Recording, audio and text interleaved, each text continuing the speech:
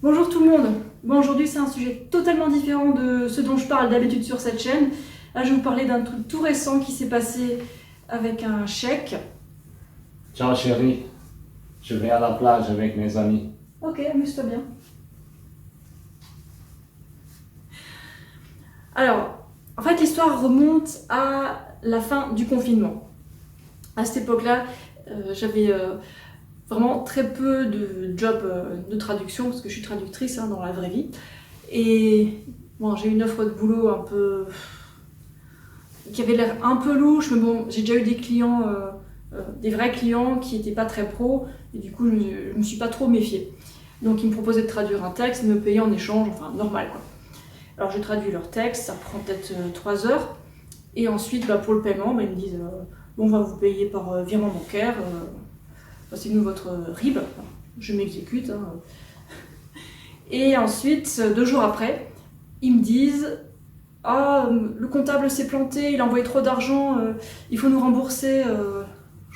Je sais plus comment c'était la différence, ça devait être 800 €, un truc comme ça. Enfin, ça avait pas l'air très sérieux. Et au contraire, c'était pire que pas sérieux, ça avait l'air d'être une arnaque totale. Donc du coup, quand j'ai vu ça, je me suis dit c'est une arnaque et voilà, j'ai arrêté de discuter avec cette personne, quoi. Évidemment, l'argent n'est jamais arrivé sur mon compte. Enfin, jamais, vous allez voir. En fait, c'est la semaine dernière, je me connecte sur l'espace de ma banque et puis je vois sur le compte, il y avait un chèque de 2400 €. Je ne voyais pas du tout à quoi ça correspondait. Et l'espèce d'arnaque qu'il y avait en mai, c'était 425 €, enfin bref, c'était pas du tout ces sommes-là, enfin bref. Et je me retrouve avec un chèque encaissé sur mon compte de 2400 €. Alors, je sais pas, les gens normalement, quand ils voient ça, peut-être qu'ils sont tout joyeux, ils disent youpi, j'ai plein de sous, je sais pas d'où ça vient, mais bon, j'ai plein de sous, c'est bien, cool. Non, moi quand je vois ça, ça me fait flipper parce que je me dis c'est quoi ce truc? Je sais pas d'où ça vient, c'est quoi, c'est. Je sais pas ce que c'est. Donc tant que je sais pas d'où ça vient, je prends pas ça pour acquis et au contraire, je me méfie et ça me stresse quoi. Et d'ailleurs, j'ai eu raison, c'était en fait lié à l'arnaque d'avant. Donc ils m'ont envoyé de l'argent mais super tard après. Ça date de mai, ils me l'ont envoyé qu'en septembre, enfin. Et alors, quelle histoire. En fait, sur le coup, je me suis dit, bon, je vais voir. En fait, sur l'espace de ma banque, je pouvais aller visualiser le chèque. Chèque que j'ai jamais encaissé moi-même. Et en fait, c'était un chèque de la part de quelqu'un que je connaissais pas du tout, qui habitait dans le coin de Paris, en fait. Et je mène mon enquête, je trouve cette personne sur internet, j'essaie de la contacter par mail et par téléphone, elle répond pas. Et le jour d'après, ma banquière m'appelle, ah, il y a eu un chèque volé que vous avez encaissé, venez me voir. Alors on a élucidé ça avec la banquière. Et en fait, au dos du chèque, il y avait une signature qui était pas du tout la mienne, enfin rien à voir. C'était même pas une imitation, c'était un autre gribouillis, quoi. Donc c'est un truc de fou, quoi. Et ensuite j'ai fait le rapprochement avec l'arnaque de mai. Et donc ces personnes-là ont essayé de m'envoyer un chèque pour que je retire des fonds pour eux ou un truc comme ça et que je leur envoie de l'argent pour qu'ils puissent l'envoyer dans je sais pas de quel pays ils viennent. Bon, c'est des arnaques qui arrivent. Hein. Si je vous en parle, c'est pour éviter que ça vous arrive aussi et éviter de stresser pour rien, de vous retrouver avec des problèmes. Parce que des fois, il y a des personnes qui se font piéger, par exemple une personne âgée qui a un peu du mal avec ces arnaques, qui se méfie pas et qui retire les fonds et qui les envoie à ces personnes qui essaient de les arnaquer, quoi. Donc faites vachement attention. Dès qu'ils vous disent oh on vous envoie trop d'argent, il faut nous rembourser pour compenser, ça c'est un signe qu'il faut rester très loin de ces gens-là. Ils ont beaucoup d'imagination. Hein. Alors ça m'est arrivé aussi il y a de nombreuses années, peut-être plus de 10 ans, quand j'essaie de vendre un meuble sur le bon coin. Il y a une personne qui m'avait écrit ah oui, je suis intéressée par ce meuble. Il y a quelqu'un qui a passé avec un camion et avec un chèque trop élevé. Par exemple, je vendais le meuble, je sais pas, 80 € et le chèque il était de 120 €, donc je devais rembourser 40 € de différence, enfin un truc comme ça. Je sais plus exactement les montants, mais voilà, c'est à peu près toujours la même chose, mais avec différentes histoires, quoi. Ces gens-là, ils sont pleins d'imagination. Hein. Ils vous trouvent toute une histoire, rien que pour que vous leur donnez du vrai argent, et ils essayent de vous avoir avec des faux virements ou des faux chèques ou tout ça. Faites vachement gaffe les gens. Parce que sur internet on trouve de tout, il y a plein de gens honnêtes, mais il y a aussi plein de gens qui passent leur temps à inventer des histoires et à essayer d'arnaquer les gens. Mais bon, heureusement les banques, ça va, elles réagissent assez vite. Tant mieux, tant mieux. Donc au final, je suis retournée voir ma banquière aujourd'hui, juste avant, cet après-midi. Elle me dit que c'est bon, je suis hors de cause, j'ai plus de problème, c'est bon. Et en fait, il y a d'autres gens qui étaient impliqués dans cette histoire de chèque, d'autres personnes qui voulaient rien faire de mal. Et voilà, donc je suis pas la seule, ça rassure un peu. En tout cas, bon, j'ai bossé pour rien pendant 3 heures, mais c'est pas grave. Je préfère voilà, perdre un peu d'argent, mais au moins ne rien avoir fait de mal, quoi. Parce que le truc, si, admettons que j'ai cru leur histoire et que j'ai retiré de l'argent d'un chèque volé, ah oui, c'est ça le pire. En fait, ils m'ont envoyé de l'argent avec un chèque volé. Et ils ont usurpé mon identité en encaissant le chèque à mon nom grâce à mon RIB. Bon, au moins, il y a la preuve que c'est pas moi qui l'ai encaissé, c'est pas ma signature, et puis je sais même pas où ça a été encaissé, ça devait être encaissé du côté de Paris, moi je suis loin de Paris. Oh là là, mais quelle histoire. Je sais pas si ça vous est déjà arrivé ce genre de choses, vous pouvez me dire votre histoire là dans les commentaires, hein, c'est toujours bon de voir le nombre d'histoires que ces fraudeurs sont prêts à inventer, quoi.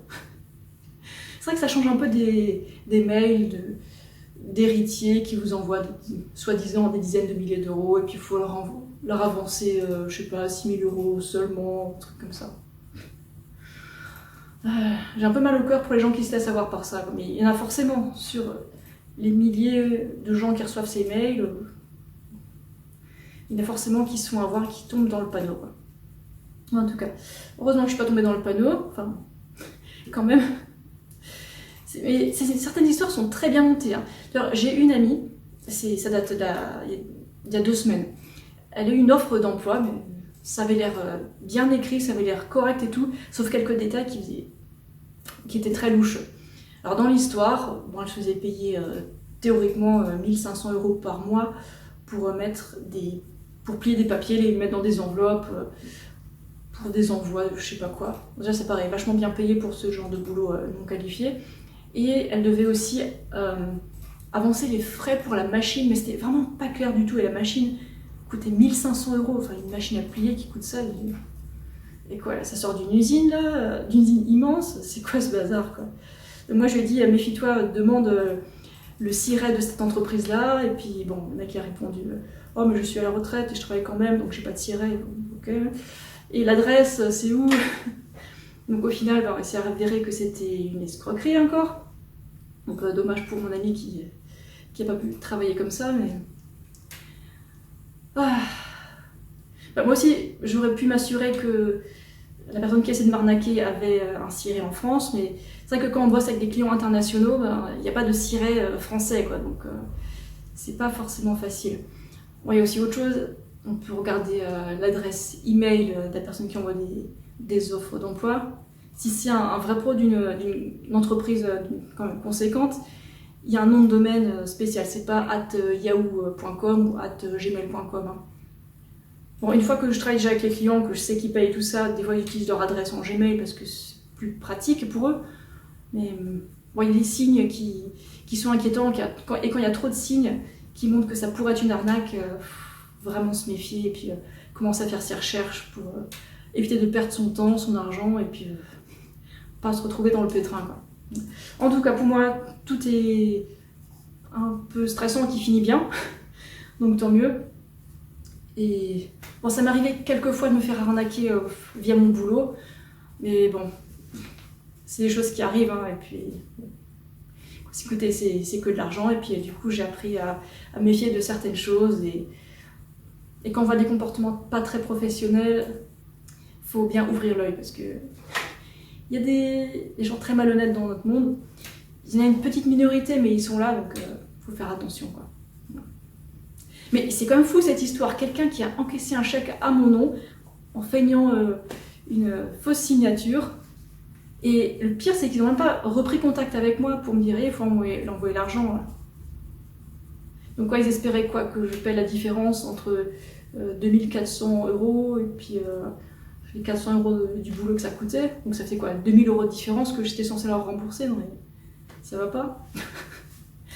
Bon, en tout cas, Je sais pas si je connaîtrai la suite de l'histoire, mais bon là c'est la banque qui prend le relais, j'espère qu'ils vont arrêter ces gens parce que ça nous fait perdre du temps et de l'énergie, alors qu'on pourrait juste, je sais pas, faire bosser normalement entre honnêtes gens, voilà. En tout cas, je vais bien, tout ça, mais j'espère vraiment que avec cette vidéo je pourrais vous inviter à faire encore plus attention parce que ces gens-là, ils sont plein d'imagination pour vous inventer des histoires et puis, vous voyez, avec les meubles, avec les offres d'emploi, c'est un truc de fou. Donc, par exemple, pour l'offre d'emploi, il faut s'assurer qu'il y a un contrat signé dès le début et pas un mois plus tard ou une semaine plus tard, non, tout de suite. Parce que ces choses sont hors cadre juridique, on n'est pas du tout protégé, quoi. Voilà. Bon, en tout cas, si vous avez un boulot normal, vous êtes tranquille normalement, et puis, bon, il y a des manières de sécuriser les transactions et tout, donc, bon, il y a moyen d'éviter tout ça. Voilà. En tout cas, bon, je vais vous faire une autre vidéo qui a trait à la nourriture la prochaine fois, et, oups. En tout cas, je vous retrouve bientôt pour parler de nourriture et de régalade. Allez, passez une bonne journée, une bonne après-midi, tout ça. Ciao!